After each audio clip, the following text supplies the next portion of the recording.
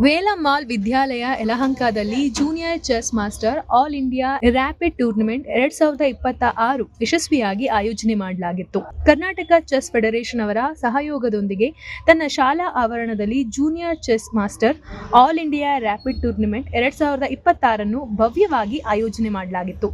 ಈ ಪ್ರತಿಷ್ಠಿತ ಟೂರ್ನಿಮೆಂಟ್ನಲ್ಲಿ ದೇಶದ ವಿವಿಧ ಶಾಲೆಗಳು ಮತ್ತು ಅಕಾಡೆಮಿಗಳಿಂದ 420ಕ್ಕೂ ಹೆಚ್ಚು ವಿದ್ಯಾರ್ಥಿಗಳು ಭಾಗವಹಿಸಿ ತಮ್ಮ ಚೆಸ್ ಪ್ರತಿಭೆಗಳನ್ನು ಪ್ರದರ್ಶಿಸಿದರು.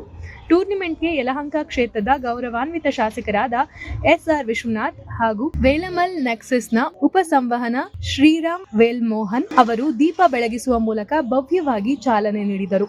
ಈ ಸಂದರ್ಭದಲ್ಲಿ ಶಾಲಾ ಆಡಳಿತ ಮಂಡಳಿ ಸದಸ್ಯರು, ಅಧಿಕಾರಿಗಳು, ತರಬೇತುದಾರರು, ಪೋಷಕರು ಮತ್ತು ವಿದ್ಯಾರ್ಥಿಗಳು ಉಪಸ್ಥಿತರಿದ್ದರು. ಕಾರ್ಯಕ್ರಮವನ್ನು ಅತ್ಯಂತ ವ್ಯವಸ್ಥಿತವಾಗಿ ನಡೆಸಲಾಗಿದ್ದು, ಯುವ ಚೆಸ್ ಆಟಗಾರರಿಗೆ ಮತ್ತು ತಂತ್ರಜ್ಞಾನ ಮತ್ತು ಸ್ಪರ್ಧಾತ್ಮಕ ಮನೋಭಾವವನ್ನು ಪ್ರದರ್ಶಿಸಲು ಉತ್ತಮ ವೇದಿಕೆಯನ್ನು ಒದಗಿಸಲಾಗಿತ್ತು. ವಿವಿಧ ವಯೋವರ್ಗಗಳಲ್ಲಿ ವಿಜೇತರಿಗೆ ಆಕರ್ಷಕ ಬಹುಮಾನಗಳು ಮತ್ತು ಟ್ರೋಫಿಗಳನ್ನು ಪ್ರದರ್ಶಿಸಲಾಯಿತು.